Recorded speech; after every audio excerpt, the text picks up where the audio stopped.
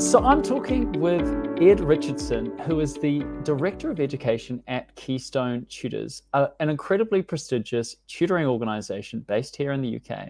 And Ed has a lot of experience teaching a lot of different subjects, but particularly we're going to be talking about how to tutor math online today. Ed, thanks so much for joining me today. Thanks for having me. So Ed, why don't you give us a little bit of an idea on your background? Because I know that you've had you actually train all of your tutors who I believe are also full-time. Yeah, so we have a growing number of full-time tutors, currently 55.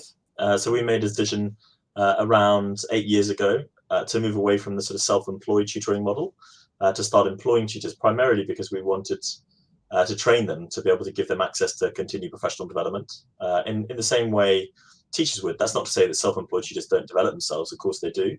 And places like the TTA now in the UK, the Tutors Association, are offering CPD to self-employed tutors, etc. But it certainly is difficult, I think, for tutors to find professional development out there. And that's something that we wanted to do, and we felt that that would distinguish our tutors potentially also. And also I think parents like to hear these sorts of things. Having been a teacher previous to joining Keystone, parents are particularly interested in that kind of status and qualification, etc. So that sort of made a natural fit within tutoring. And how long have you been in the tutoring sector for, Ed? So I've been working at Keystone for 10 years now, and prior to that I was a secondary school teacher. I tutored predominantly science, but also maths as well, or taught, I should probably say. And then prior to that I also taught in a little prep school as well. So I've taught in both the state and independent sectors. And also research and education. So I'm really interested in pedagogy, also teacher training. And that was part of the reason that I came to tutoring. And part of my brief when I first started my role was thinking about how we might train tutors and how that might be different to the way in which we train teachers. And I actually, assumed it would be the same, but I was rudely awakened quickly that probably wouldn't be the best way to go. and actually, you've probably had to train more of your tutors going particularly online. So a lot of those would have made that transition, particularly in the last couple of years, or have you always done tutoring online? So we have offices in Asia, in Hong Kong and Singapore. We've had that for quite a long time. So we have been in the online tutoring space for quite a long time, but it hasn't represented huge percentages of our business, certainly not compared to what it is now, and obviously over the last couple of years. But we have been tutoring for a long time and online. So it's not necessarily new to us, and that was obviously an advantage, as I'm sure it was for a lot of tutors actually. And certainly because I think we were one of the first companies in the UK to employ tutors full time or offer tutors that opportunity to sort of be sort of a vocation, a salaried position. But in our efforts to do that, I learned a lot from sort of what I would call self-styled professional full-time tutors who'd already been doing that for a long time. So I went the kind of length and breadth of the country, interviewing these people, trying to work out how they've done it, where they get their work from, how they set themselves up.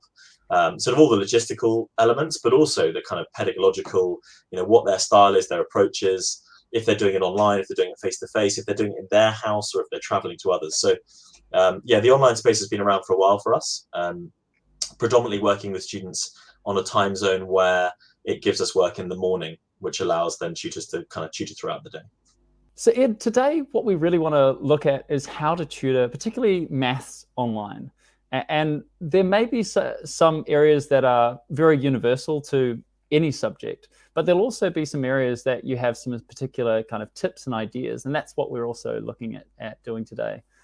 So just starting off, let me just bring up some of the questions that we're going to be going through.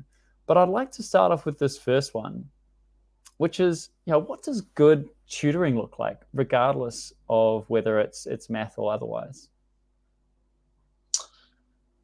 I mean, I think you could have a webinar on that question in itself for the whole entirety of the session. But my feeling is that good tutoring is interactive, i.e. that the learner is as much a part or involved in the learning process as the person who's delivering the information. I think that's really, really important. I think not only is that important, but within that space, I think it's important that the student is taking some form of the lead. within the learning. So that might be an independent task that you then ask them to implement the knowledge that you might have discussed, or there might have been a piece of exposition that you've shown that then they need to kind of be able to demonstrate an understanding of. So I mean, I think good tutoring is interactive, and I think that's kind of a key word for me, because I've seen a lot of lessons where it's quite stand and deliver. It's sort of like how I remember my university experience, which was kind of sit there and listen. So I think there's got to be that connection with the student, and of course we have that within the classroom as well. But tutoring is a classroom. It just happens to be a classroom of one most often, and we need to make sure there's a level of interactivity between us and our students. And interactiveness, I think, is not only just them being involved, but also them being meaningfully involved, so that they are an active part. Interactive is between. Active, that activeness between you and your charge. So I think that's what I mean about student taking the lead. So students having their own agency within their learning. I think that's a pretty critical part of the process. So for me, good tutoring looks like it looks interactive when you're watching it, and I must have observed now thousands and thousands of lessons, I would think. That's one of the first things I'm looking for is how much engagement and interactivity is there between the two people. And I think once you get a sense of that, you can then start to judge all the other factors like engagement, etc. And all of the other bits that you might be looking for, subject knowledge, that sort of thing. And so what I heard there is that you've almost got these two different layers of interactivity that you want to see in good tutoring, which is at the high level, which is really engaging the learner with what are you learning and kind of really bringing their kind of agency to the party. Yep. And then you're really kind of saying in every single session, you're also very interactive, particularly not, I guess, and again, I'm sort of paraphrasing if I understand this right, instead of the tutor always be the one writing on the whiteboards, saying what is the answer, you're really kind of getting the student in the driver's seat, with maybe the tutor as kind of the wingman, wingwoman. Yeah, I think that's a classic concern that tutors have shared with me in the past, and by their hundreds, which is that I'm being paid this money to deliver in this hour. So I need to be the one that's doing the delivering, and that's what effectively that's how I'm earning my money and earning my keep. And the reality of that is I'm not suggesting that a lesson should be entirely facilitative, where you're really stood back and you're perhaps they're going through a past paper or something. To me, that's not effective in the great majority of times. I'm not saying it isn't completely, because there are situations where you might ask somebody to do an extended independent task. For example, things like looking at how they manage time, looking at how they approach sequence of exam questions, those sorts of things. But I think in the vast majority of cases, I think it's a misconception that the tutor needs to be the one always talking. And I think that interactivity is really critical, is to understand what I would call balance in that. You need to make sure that there is a contribution, a meaningful contribution coming from both sides. Because if there isn't, I think there's a couple of problems with that. Firstly, you probably don't know fully what the student is or isn't understanding. That's quite challenging to do if they're not interacting and engaging with you enough, and they're not taking the lead in the learning. So I think that's probably one of the more critical things, that if you're not allowing them to interact in that way, I think you're going to struggle to really understand whether they fully get what you're trying to teach them. So what is, and I think this is a slightly leading question, because you'll probably have many of the similar ideas that you've already told us about, but is there anything that makes good math tutoring distinguishable? So actually, I thought about this a while ago, and when you'd mentioned some of the questions you might ask, and I don't know that there's necessarily really critical elements that are specific to maths. But one thing that I have been reading about recently is this idea of modeling. There's this sense that when we are teaching something to somebody who doesn't know so much about it, is this idea that I would do some form of exposition to introduce the concept that I want you to learn. There would be some elements of sort of worked example that perhaps we might go through together, where I get you to interact with me. I get to see whether you've understood the exposition that I've just given you. And then there would be an element of kind of an independent task, where I can see whether on your own you're able to then implement the learning that we've just covered. And the way this is often talked about is kind of you do, the tutor does, we do, i.e. the tutor and the student does together, and then sort of I do, as in the student, from that perspective, I'm doing it on my own. And I think one of the things in maths tutoring that I've often found, which is quite interesting to think about, is that how much we do, we actually do. And I've often, certainly I was the recipient of maths teaching where it was very much, I, the teacher, I'm going to give some exposition on what I want you to do. Then we're going to do one worked example together, and then I'm going to expect you to do that right off the bat. And although it's not a great analogy, when I've been just talking to tutors about that, I kind of feel like it's the same as teaching a small child to ride a bike. You wouldn't get on the bike, ride round in a circle, explaining each part of what you're doing, get off the bike, and then sort of almost encourage them to say, right, well, you do it now. And I think this we do element, this handover, like the baton change of perhaps, the 4x100 around athletics chat, it's got to kind of go back and forward until you know that somebody's kind of independent enough. Now, clearly, you could argue this has got nothing to do with maths. But in my experience, I've often seen this more in maths than I have in other subjects. So I think the one thing that in maths one needs to pay real attention to is this element of how we work together on learning new content. It might be that I start you off. It might be that I finish up an activity, a question. It might be that I help in the middle. But it's that element of we do and how many times you do that before you then give them the independent task. And I think it's about, how well encoded information is within the brain and how important, therefore, those worked examples and the teacher support throughout that is. So, yeah, I'm not sure whether I actually answered your question, but that for me is one of the things that I've been thinking about recently, particularly with respect to maths, although I think it is applicable to other subjects. And do you have any tips that you kind of feel are very focused on math? Maybe it's, actually, I'll leave the question with you. What do you think are some tips that are unique to math tutoring, and particularly math tutoring online? So one of the things I think is great, and obviously we know this through your board, but lots of other boards as well, I think is that I think you've got to utilize the resources you've got at your hand, at your disposal.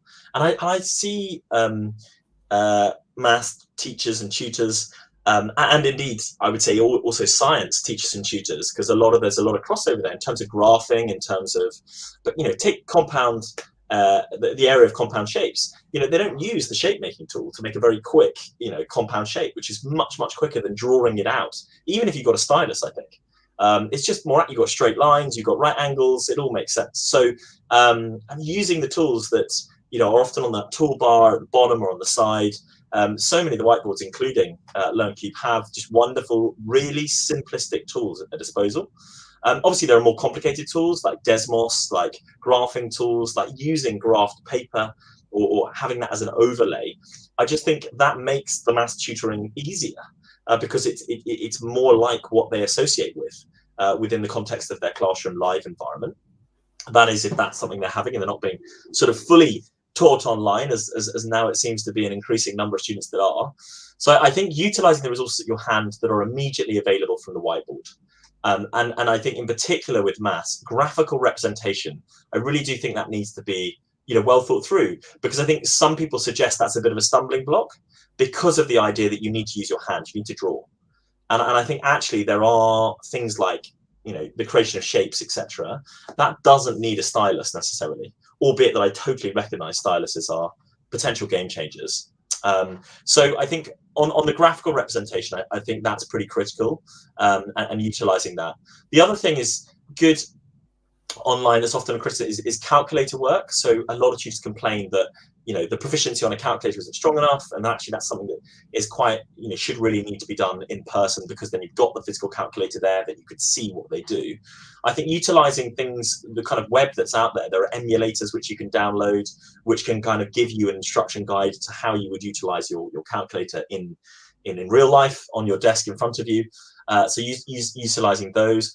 I think the myriad of wonderful websites that are out there that help to explain quite challenging concepts I mean, all the way from Khan Academy, but equally to like things like Wolfram Alpha, which is an absolutely incredible website. And if STEM tutors, not only maths, but if STEM tutors haven't looked at that, they absolutely should, because there's some incredible sort of graphical representations for people to look at.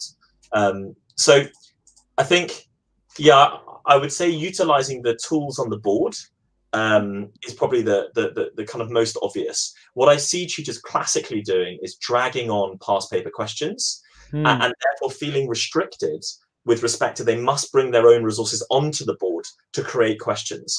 And actually, although I can understand there's a simplicity in that, there's a speed in that, I do also think you'll often find a maths teacher in a classroom just jotting on the board, the whiteboard, a question, because it's very quick to make that up. And obviously some people may be incredibly proficient with a stylus, in which case they can do that. But I'm amazed by how few miss a trick with the kind of tools that are already embedded within most whiteboards, and obviously especially LearnCube, which can be utilized.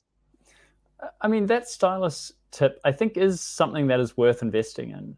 If you're doing math, it just seems like out of all of the different subjects you can teach, math and anything that's using, it does feel like such a tangible thing to do with your paper and pen. I don't know if I'm old-fashioned in that way, if people have moved on, but you'd probably see this firsthand, Ed. Like, is that writing, that kind of that sense of writing an equation, is that still very much present now?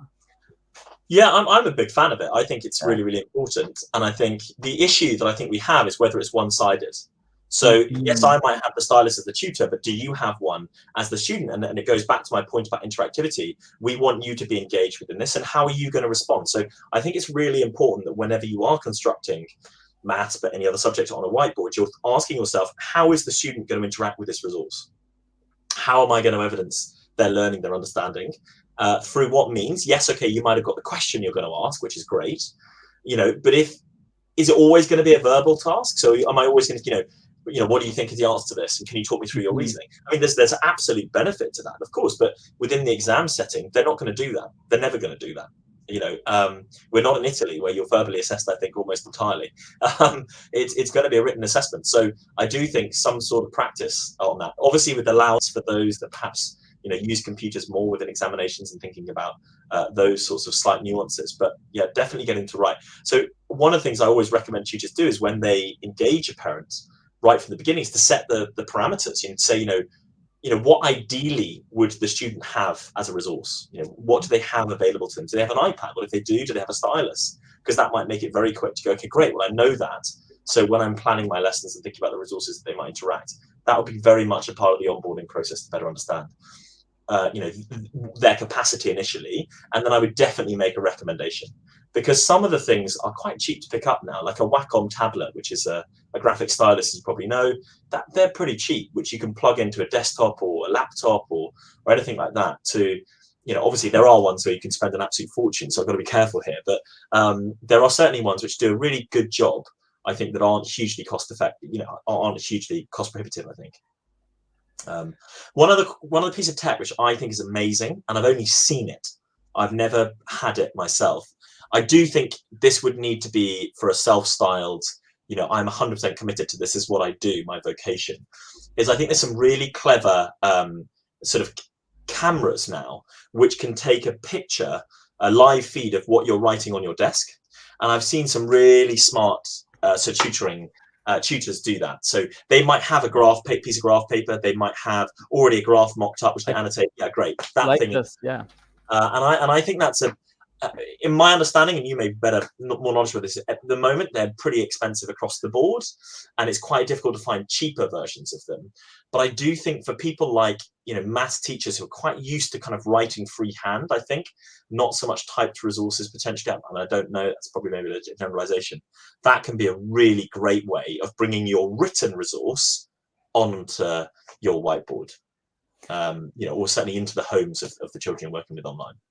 I mean, just curiously, even from a business perspective, maybe there's a play there that, if you sign up for this particular kind of course, as part of that, you'll get sent, whatever it is. Maybe it could be as cheap as a stylus, or it could be as expensive as, one of these cameras here. I kind of give an example here. This is a camera where it just overlooks the page.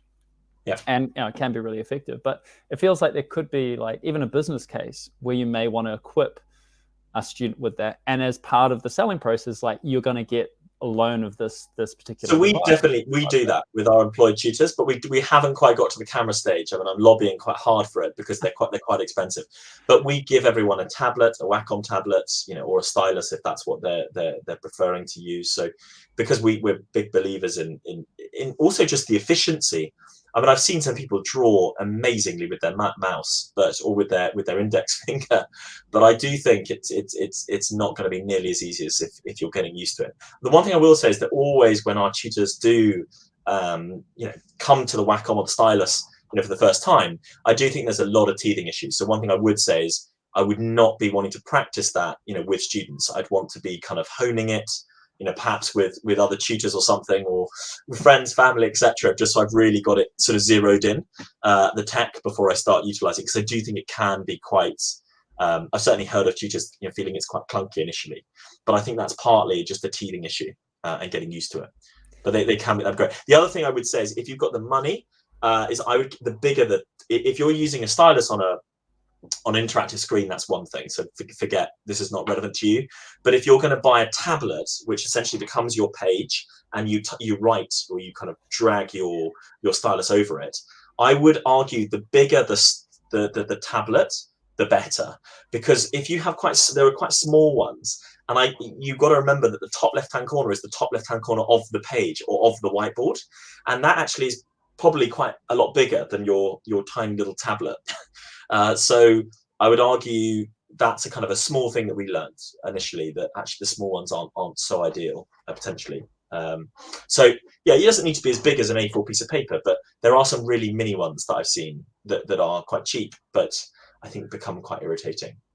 I think that's a great point. So definitely go for, if you're going to invest, invest in a slightly larger size. The tip I really liked there, Ed, was this idea of do a low stakes test before you try it out with a high stakes situation. I know that a lot of tutors in their heads, they're like, it should be intuitive. I'm not going to practice just to prove that it should be intuitive. And they get totally kind of flummoxed and sort of stressed, and it's a bad experience for them. And then it takes them a long time to kind of build up. So I really like that point on how can we do this with friends? How can we really test it? I think that's the same for all online. Everything you do, because the reality is, although that we've come fixed to it over the last 2 years, and I would argue as tutors in a one-to-one setting, it hasn't changed. It's still as good a quality as it was, and probably improved because of the technology. But the issue with, I think, a lot of school-based learning that's occurred one-on-one is there's been frustrations. Because it's big group sizes, how much interactivity has there actually been? Is it a lot of it asynchronously delivered, so a recording of a teacher, and actually it's just the student watching that and then responding to some homework effectively? And that's so different to what we do online, and what everyone who uses LearnCube undoubtedly probably in the one-to-one setting does. So what we want to make sure is that parents don't come to this with any misconceptions about what we can and can't do online, and that we're extolling the virtues of it. And that's something that we focus a lot on at Keystone, is trying to talk about, are there actually any differences significantly between online and face-to-face, not only within the subject, but just more generally. And then what are the real benefits to working online? Because we, not least, we might be able to get you a more experienced tutor potentially online, because the geography isn't a factor, but we get tutors to really think about the whole process. So the onboarding, the first lesson, particularly if the student isn't so au fait. Obviously nowadays I'm very well aware that most students are going to be pretty au fait with online learning, but so thinking about all aspects of it. And also then what happens if something goes wrong? So if my stylus stops working, what am I going to do about it? Like, I can't just go, oh, I'm really sorry, the stylus has stopped working, so fundamentally we're going to cobble together the remainder of the lesson. You've got to have a plan B, and certainly we encourage in our professional training tutors to think about what that is, and make sure that students have had that explained to them from the outset. So if it doesn't quite work, or if the video feed isn't there, or if the board isn't loading, I'm sure LearnCube never have that problem about board technical issues, but in the off chance that it might occur, what are we going to do and how are we going to resolve it? Because what you don't want a parent doing is coming back and saying, well, the value there isn't there. and particularly online, I imagine as it becomes a more competitive space, it's going to be really important that things are seamless from the parental experience, the user experience.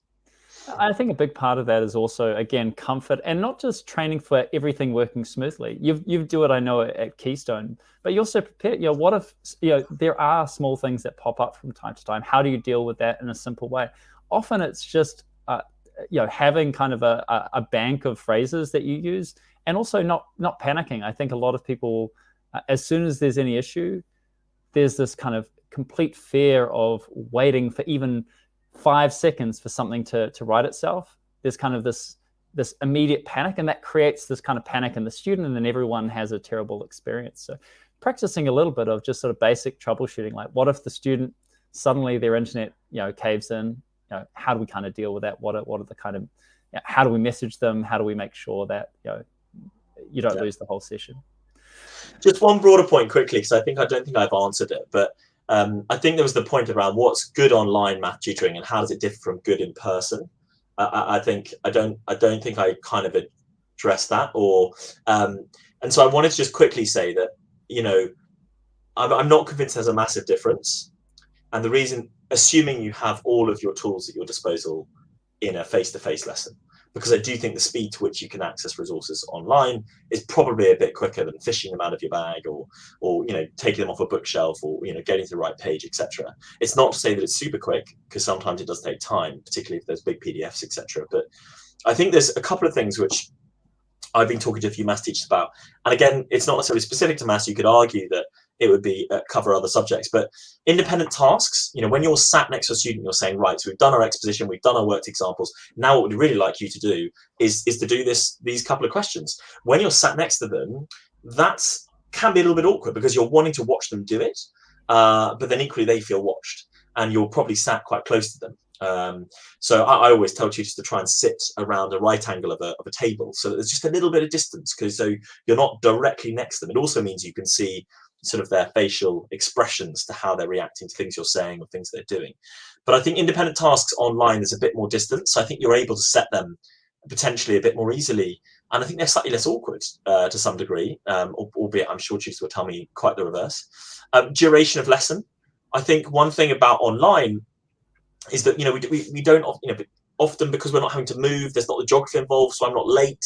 The student might not be late. I mean, obviously they've got to come back from school, so that could be problematic. But I just feel like lesson length, there's an element of freedom with duration there. So if you've done really great work, but we've only spent 45 minutes online, because I haven't invested in that travel to get to you, we definitely have tutors who go, great, let's stop it there. There's no point in trying to eke out the last 15 minutes, because the reality is you've covered almost everything that I wanted to cover in the hour, but you've done it much shorter, in a much shorter period of time. And that's because you've just been working really, really well, and almost kind of rewarding a student in that way. I mean, obviously you can't do it all the time, but and obviously you've got to make sure parents' expectations are managed with respect to that. But I think that's quite an interesting one that we were discussing the other day. Obviously, more resources. I think online you do have these wonderful resources that I've mentioned: Desmos, Wolfram Alpha, the white LearnCube's amazing array of tools that you can utilize. Not to mention the ability to mirror, so bring in web resources, etc. Also have multiple screens going, so that you can be looking at other things, potentially planning another task very easily, succinctly on another screen, whilst your student is doing an independent task. Not to mention things like automatic assessment tools that you could use. I know you could use them in the classroom, but you'd have to have some technology to help you do that. So you could cut the marking time down. You could see how quickly they're accumulating information. So I think that's one thing. But the other thing which I'm a big pedant for, because I do like neat work, is I just think resources management. The way things are laid out on boards, I've taught both online and in person, both in classes and one-to-one, and I just think the way that you can set out a board is just really neat.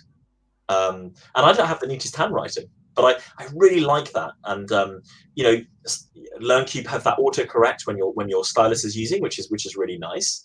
But you just think about it, like if you had like a box with the objectives at the top, you can have maybe an independent task box, so your starter. Right, these are my instructions. Look at the board. I'd love you to look at this box. You could even denote a color to it. You could say it's always in the top left. You can have, I don't know, the top of the board keywords that you're learning over the sequence of lessons you're looking at. I just think the way you can set things out is so much easier. And I worry in maths, what we often do is a lot of practice, and we just disregard that practice. It's gone. We've done it. It's moved on. Whereas here on a board, I just feel like you could set it out very clearly. So it means that we can have a key reference point. Yeah, as you're doing kind of lines, sort of delineating on our board. And obviously because boards are infinite sometimes in space, or it just means you've got so much more scope. One thing I would say about boards in infinite space is just I tend to like, and we tend to encourage tutors to take a PDF or a picture of the board when it's finished, that lesson, so we can see what was achieved in that milestone. And I just think that's so useful. And also send it straight to the parents, or better yet, have a Dropbox or some sort of shared work folder system where the parents can access immediately what they're looking at. Not only can they see via the link that's unique to the learning experience you're having with the student, but they can also access the kind of Dropbox or file sharing mechanism that you're using, which has got a PDF of what we're doing. And I think that's also a really great revision tool. So those would be the kind of things that are there. One thing I would say is a bit of a con to online, in my concern, not con as in sort of devious, but more of a pros and cons, is I just think reading the room is trickier. So for example, you at the moment, Alex, are just a bit away from me, so actually kind of you've also like your eyes and seeing the pupils and the difference between those is just quite difficult. And I think just making sure you set up that camera to the best of your ability. So at the moment I'm pushing slightly to the right. That's probably not great. I'd want my head front and center, but where my eyes are, that's okay. But if I could come a bit closer as a student, if I'm trying to read, then you can see reactions quite quickly when you ask a question. You can see, ask a question, and I might sit there. If I'm looking down at the ground, looking up, or if I'm perhaps if I have intonation at the end of my voice, again making sure that you can hear. I think there are non-verbal cues that online arguably people suggest that you can't pick up on as neatly. We've had a real big debate about that in Keystone. I do think the majority could be overcome, but again, I think it's about setup. It's about making sure that you can help your student to learn how to get the best out of the online learning experience. Again, not math specific necessarily, but I still think super relevant. I think it sort of comes down to professionalism. Like all of these things, like there's such a range of delivery online. You could argue, everyone's totally familiar with tutoring online, but that tutoring online could be somebody effectively lecturing at you for 30 minutes. I mean, you've just given probably hundreds of different like little small gems and techniques.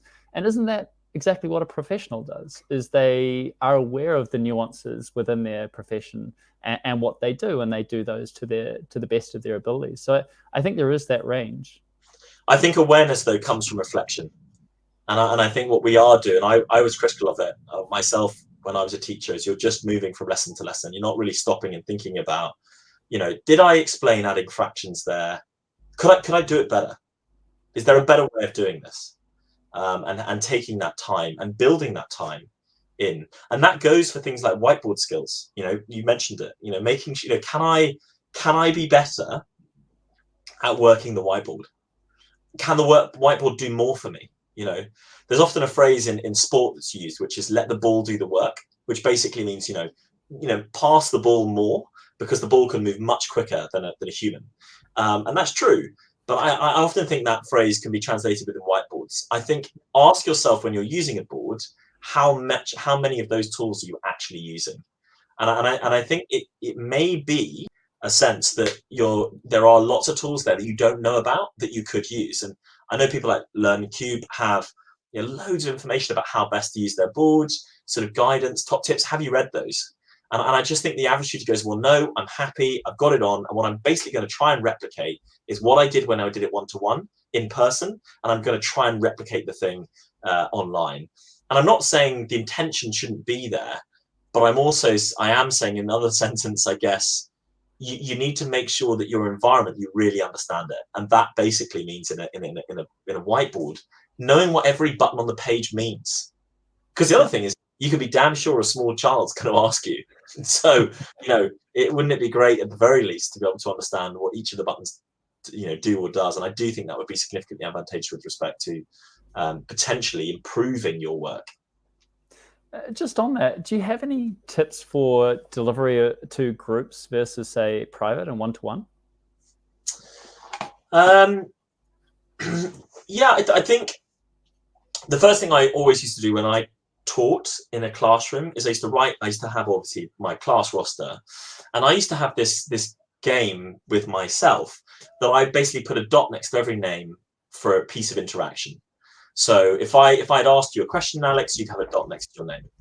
And so essentially what I wanted to get a sense of is who were the big interactors initially, and who were those that were quite happy to kind of, I guess, hide slightly within the crowd.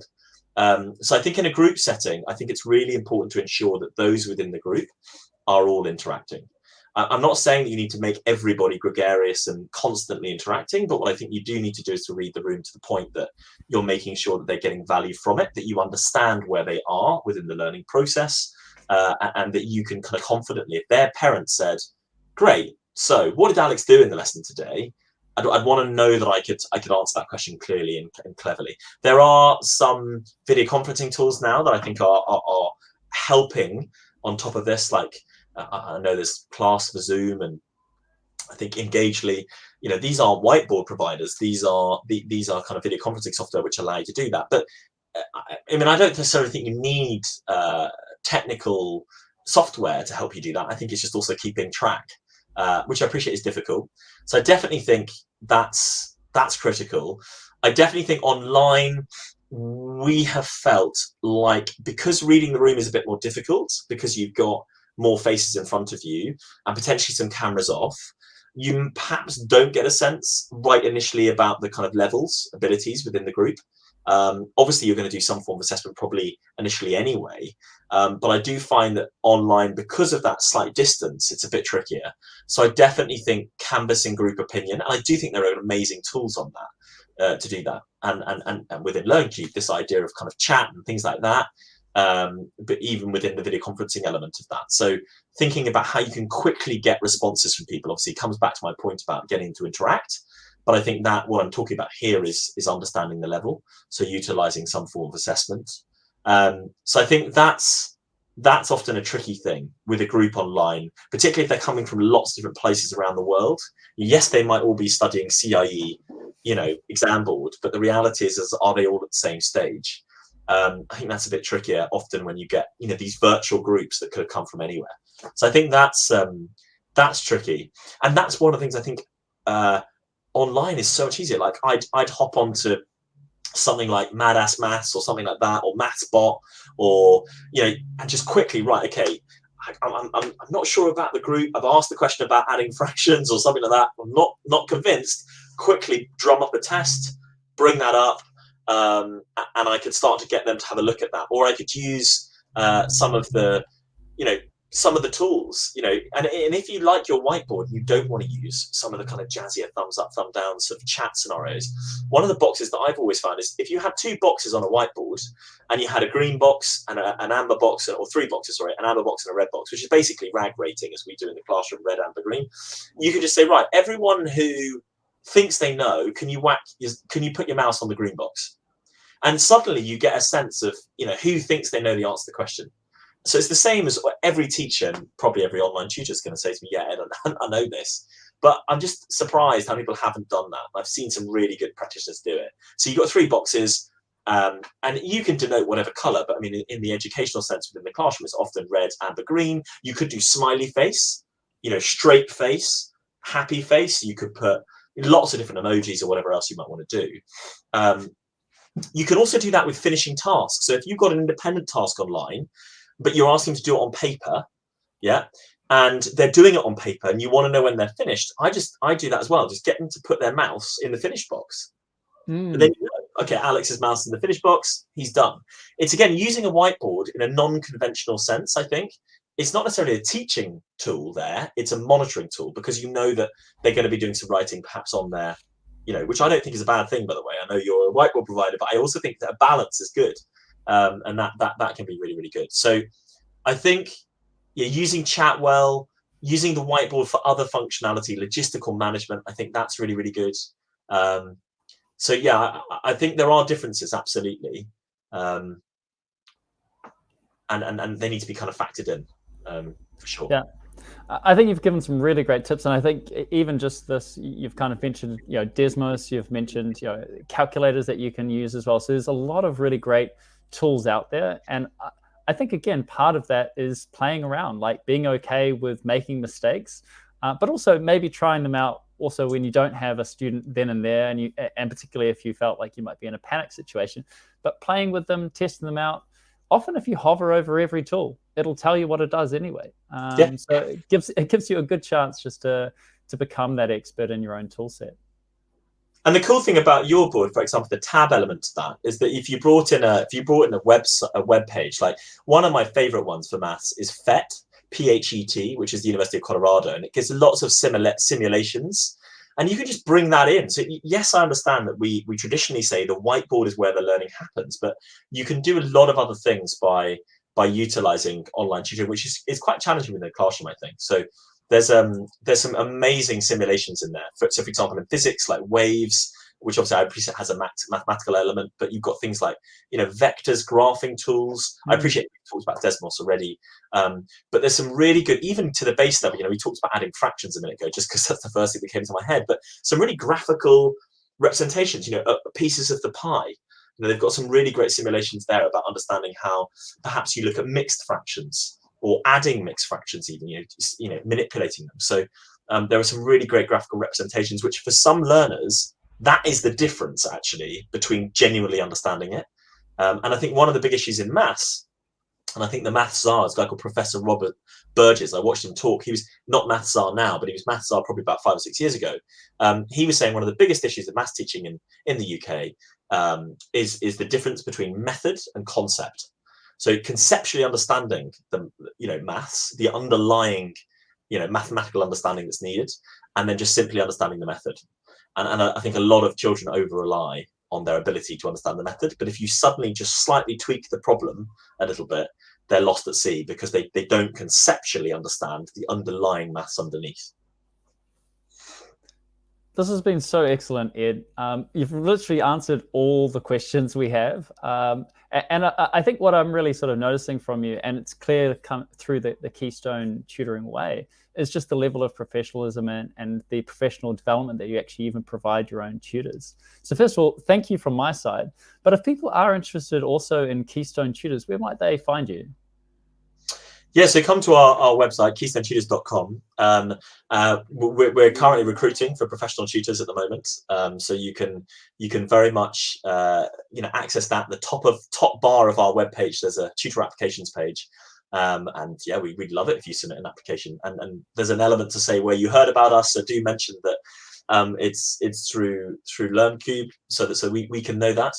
It tells you a little bit more about the professional tutor role. And also we're also looking for self-employed tutors as well, and we've got some quite cool things like tutor stories on there, which tell you a little bit more about the tutors and what they do, and perhaps how they organise their lives. So very much do come to our website, but equally look me up LinkedIn. I'm on LinkedIn, so do come and send me a question or friend request or whatever it is. I'm happy to connect and to help. Ultimately, I think tutoring has come a long way in the 10 years I've been in it.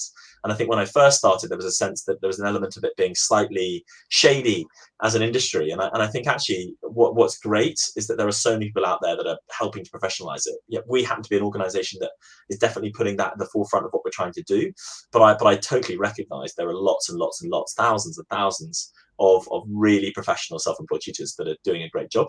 And the more of them that we have, the better, because then the parental experience is only going to be elevated, and people's view of tutoring, which is great to see the government even recognizing the power of it potentially, albeit that they're perhaps not quite getting it right in terms of how the delivery works. But tutors have a big role to play in education. I'm convinced of that. And don't forget, we were the first people to educate as well, because schools are a relatively modern invention, I would argue, and long may tutoring continue. Thanks so much for that, Ed. You can find more about LearnCube at www.learncube.com. You can find more about Ed and his professional development opportunities with tutoring at keystonetutors.com. And see you again soon.